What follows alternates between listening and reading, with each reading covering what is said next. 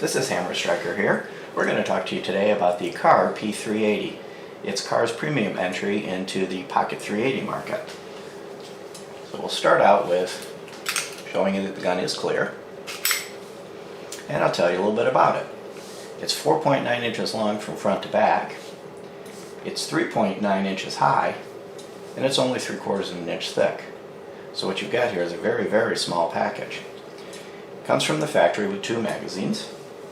One magazine, stamped here, it'll probably be difficult to get it to appear on the camera, is a 6-round magazine with witness holes. The other magazine is a 7-round magazine with witness holes and a pinky extender. The 6-round magazine fits completely flush. And the 7-round magazine, which gives you effectively a 2-finger grip. So I can clearly get 2 fingers on it. The 7-round magazine protrudes down and gives you a 3-finger grip with the pinky extender. A few of the characteristics of this gun is that it has a DAO trigger, but unlike a lot of the guns in this particular arena, it's a very nice trigger. And one of the ways it does that is by having a partially cocked striker. So the striker isn't fully cocked, there's not enough energy in it to actually fire a round. You're going to finish the cocking by pulling the trigger, but what that enables is a very smooth trigger.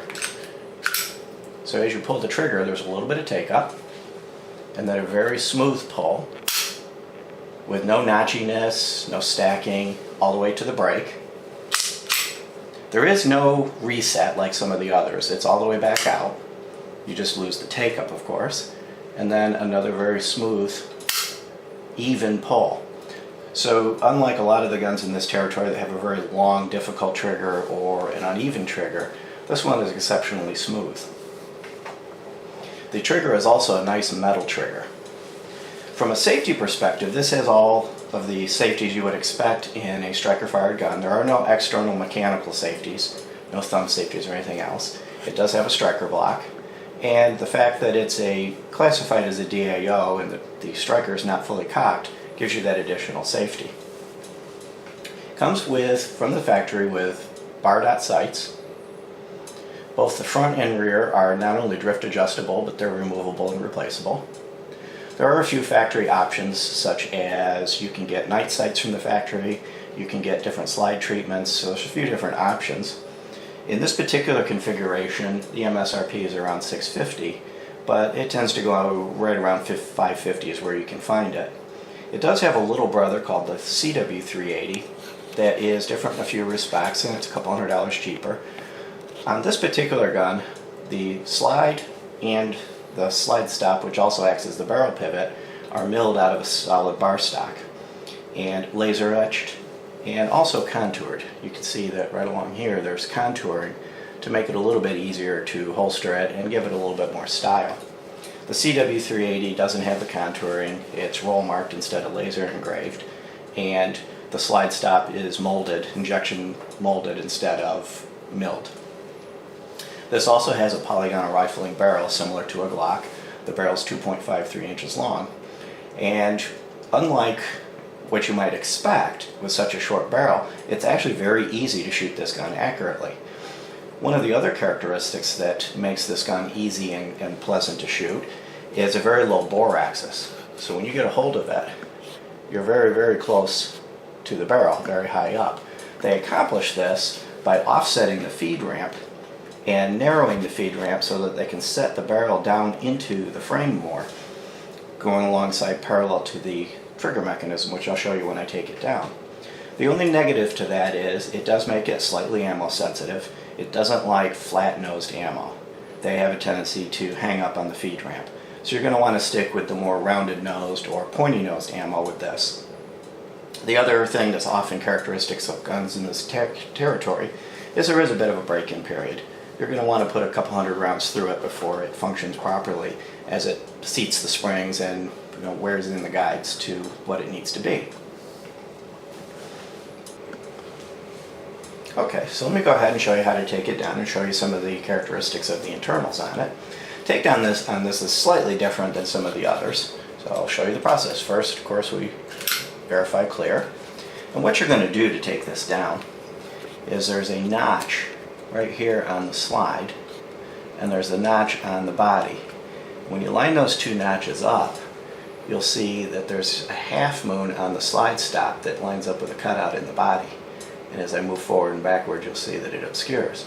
So when these notches are lined up and that's lined up, you're going to push this slide stop out from the other side. Now, that almost seems like a three-handed operation, so there's a couple different ways to do it. Since we know we have a clear weapon here, what I'm going to do is I'm just going to grab the slide with my hand, line it up, and then turn it over, and use the edge of any kind of rigid plastic object like the edge of this brush to just push this pin through.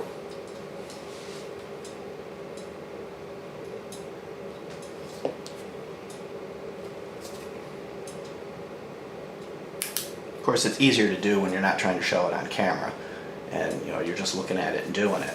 What it did is it pushed, now this protrudes just a little bit. I can grab a hold of it and pull it out. That's step one of the takedown. Then let the barrel come forward a little bit, but don't let it go all the way forward, because the next step is, as you're pulling it forward, you have to pull the trigger and let go. That will free the barrel. So now you've got the frame and the barrel. We'll talk about the frame a little bit. This is a little different than some other guns in this category because it uses these guides at the front. And these line up with two little grooves in the front of the barrel, or the slide. There's one on each side.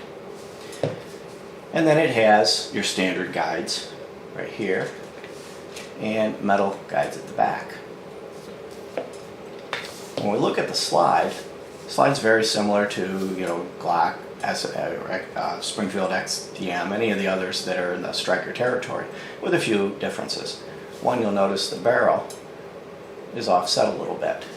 So let's go ahead and take it apart. It does have a dual recoil spring, but the spring isn't captive, so you do need to hold on to it when you pull it out of there. And the dual spring has an inner and an outer spring. And one thing that's a little bit unique about these is one end is flattened and the other end just sort of ends.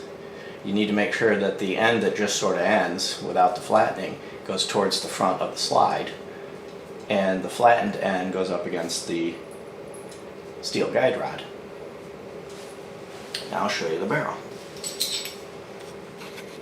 This is the thing that I was talking about a little earlier. I'm trying to move it around a little bit so I can get it where you can see it. But it has a relatively narrow feed ramp, and the feed ramp is offset. What this allows them to do is lower the barrel in the frame by dropping it down into alongside the trigger mechanism. So you get a much lower bore axis when it's in place. And this is what results in a little bit of ammo sensitivity when it comes to very flat nosed bullets, because the ramp is relatively narrow. On the slide, there is your striker block safety. This gets depressed as you're pulling the trigger. And the rest of it, is very similar to others you've got. You've got the grooves here, but then you've also got the support from up front. So this slide is supported at the very front and at the very back. Putting it back together is relatively easy. All you're going to do is first reassemble the slide. Drop the barrel in. Make sure that you have your spring assembled. Slide the guide rod into the proper end of it, and then slide it in. Now, one of the things that's going to be a little more difficult to do on video, but what you're going to do is you need to line up, the guide rod needs to pop through that hole, and you need to make sure that that front end of the spring doesn't. And as you slide it forward, just like that, and drop it into place. It does ride into a little notch on the barrel. And due to the very tight tolerances of this, it's kind of important that you make sure you get that centered. Otherwise you may have a little hassle when you go to reassemble it with it wanting to hang up. So make sure you've got it centered, make sure that it's lined up properly, and then we can go to the next step of putting it back together. Like any of the others, one thing I will notice before I do that though, you do want to put a couple drops of oil on these guides. because they are actually active involved in the cycling. And one of the ways I tend to do it is I put a couple drops of oil in this groove and then just slide it on the wrong way, up and back a couple times to spread the oil around, and then go ahead and assemble it correctly. To assemble it, it's relatively easy. You just slide it back till it lines up. Should notch into place. And now what you're going to do is you want to make sure that the barrel is lined up with that hole. You notice you can see my hand through it. And just take the slide stop pin, put it through that hole, wiggling it if you need to, just to get it to go through, but you don't need to put it all the way in. That's the first step. You just need to capture the barrel. Then you're going to pull it back, line up those two notches again, like you did the first time, and this time it's almost easier to do it just by grabbing it like you would a clock. Rotate this up, make sure that there's clearance on the slide, and snap it in place. At that point, it's now reassembled. So now let's talk about some of the holster and carry options with this. Of course, it is meant to be a pocket gun. That's the design of it. When you look at the size of it. So a pocket holster, like this DeSantis Nemesis, is a perfect companion for it. Slides in, makes a very compact package. Even in the DeSantis, it's not a whole lot bigger than my hand. Very easy to drop into a pocket and conceal. Another option is something like this Sneaky Pete. What the Sneaky Pete is it's a holster that's meant to look like a PDA case and allow for outside the waistband carry, something like a dress clothes, a suit, or something like that. And it has this little flap that comes up and the gun slides in. And that flap closes and it's in there. Now drawing from something like this is as simple as bringing your thumb up under it, grabbing the gun as you come up, and away you go. The Sneaky Pete itself, they come in a couple varieties. This is the belt clip model, so with the clip you can clip it on and off your belt without taking your belt off. They also have one that's a belt loop that in order to remove it you have to take your belt off. There's advantages and disadvantages. This is quick on and quick off as you get in and out of a car. The belt loop makes it a little more difficult for somebody to take it as they, like snatch it off of you. There's also a number of inside the waistband, outside the waistband holster options. This is even good for something like an ankle gun. Some of the other guns in this category might be something like this Glock 42. This is a very popular striker-fired small gun. Of course, it's clear. But you'll see that even though the Glock is a small gun, the Kahr P380 makes it look enormous. So when we do some of the comparisons, you can see that it's at least an inch shorter in the slide. When you compare the height of the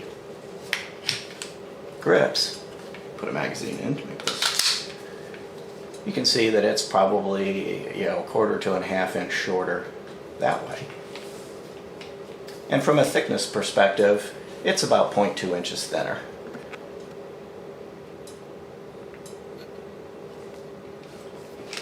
Overall, with the bar dot sights that come from the factory, the small footprint, the low bore axis, it's actually very easy to control. It's very easy to shoot accurately. And though it's not necessarily designed to be a range gun, it's actually a lot of fun at the range, and unlike a lot of other smaller guns in this category, it's actually very pleasant to shoot and very manageable. So overall, if you decide to pick up a Kahr P380, you'll be making a very good carry decision. If you like our videos, please give us a thumbs up, share, and like, and hang on for a little bit more range footage. Thank you. Sitting directly above